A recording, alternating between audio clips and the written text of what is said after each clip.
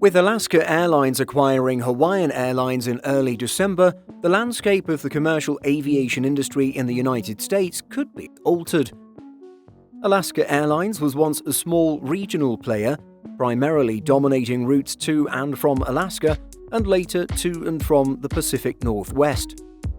In an era of rapid corporate consolidation and mergers within the airline space, many were not wrong to believe that Alaska's days in the market were numbered. Surely, one of the four dominant carriers in the US market, United, Southwest, Delta, or American, would soon have a desire to take over the company. However, when the carrier had completed its 2016 merger with Virgin America, it was clear that Alaska's executives were here to play. Alaska meant business, and it did not want to become yet another name forgotten while the biggest airlines grew larger and larger. According to information from the US Department of Transportation, Alaska's market share currently sits at 6.4%, making it the largest outside the Big Four. With Hawaiian set to be in its network, Alaska will target the carrier's 1.8% US market share. With what could nearly become a 9% market share, Alaska could be in an excellent position to challenge the Big Four, or at the very least, force them to target smaller players beneath them for acquisition. With such a shake-up to the US aviation landscape, there are undoubtedly some unhappy industry players and others who are thrilled by this news. With all of this in mind, let's look at the biggest winners and losers who would come out of this acquisition. The first party we'll examine is European plane maker Airbus. The company is set to lose out as a result of this deal, as Alaska Airlines' mainline fleet is now all Boeing. Hawaiian Airlines, on the other hand, is largely comprised of Airbus aircraft, something that may need to change in the future.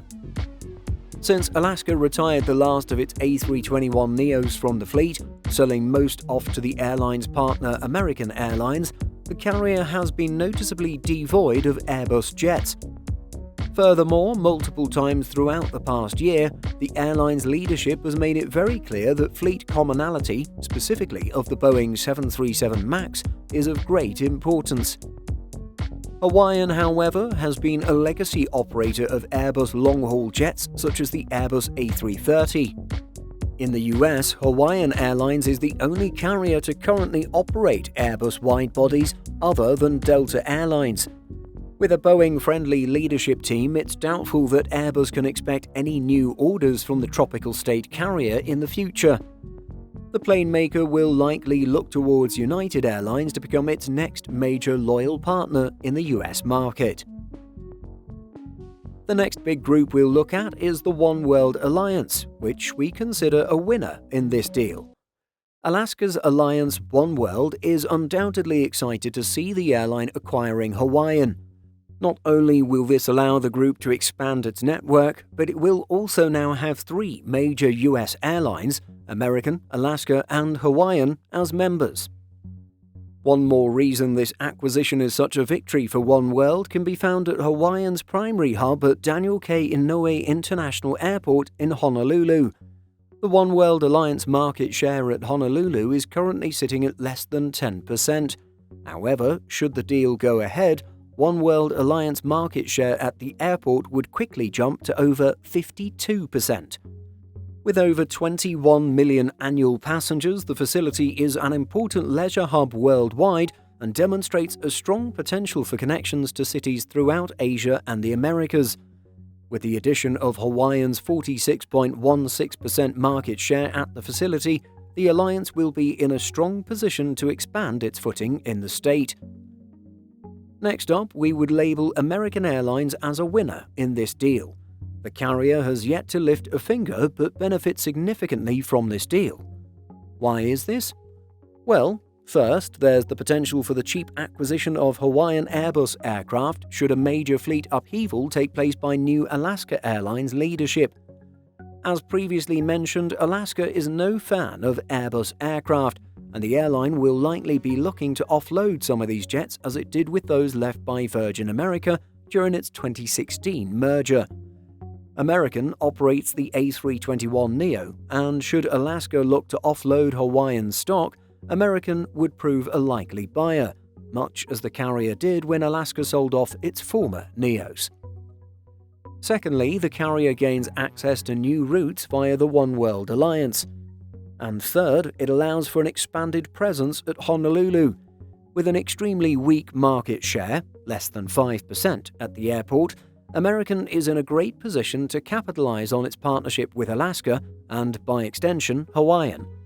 Assuming that Hawaiian is fully integrated into the One World network, American Airlines should be in high spirits for the future. Fourth on our list is Star Alliance carrier United Airlines, which we consider a loser from this deal. United is the weakest of America's four largest carriers in terms of market share, controlling just 15.6% of the market. However, Alaska and Hawaiian combined would have a market share of around 9%. Furthermore, with no other major US-based carriers in the Star Alliance, the airline's position is becoming increasingly weak, and Alaska could be just one or two more acquisitions away from pulling even with United. Furthermore, United operates two major US hubs, one at San Francisco International and another at Los Angeles International. It also maintains a heavy portion of traffic to Honolulu. With a combined Hawaiian-Alaska, the airline's routes up and down the West Coast and to Hawaii are under even greater competitive pressure. Finally, the fifth group we'll look at are the residents of and visitors to Hawaii, which would be considered winners in the deal. The merger will indeed bring more service options to the airport, and residents and tourists could benefit from things like inter-island connectivity, Alaska's extensive network, and future development. Alaska has been swift to indicate its growth target, and expanding service to and from Hawaii will be no exception. Inter-island flying in Hawaii will certainly develop with Alaska at the helm, much as the carrier has continued to expand connectivity within Alaska. Furthermore, Hawaiian's 717s, which are used for inter-island routes, are certainly due for an upgrade. In any case, for Hawaiian residents traveling to and from the mainland United States as well as within the state will likely improve as time moves forward. But what do you think? Do you agree with the winners and losers listed in this video? Or do you think this major acquisition deal will produce different winners and losers? Share your thoughts by leaving a comment down below. Simple Flying publishes over 150 articles every week. If you're looking for the latest aviation news and insights, visit simpleflying.com.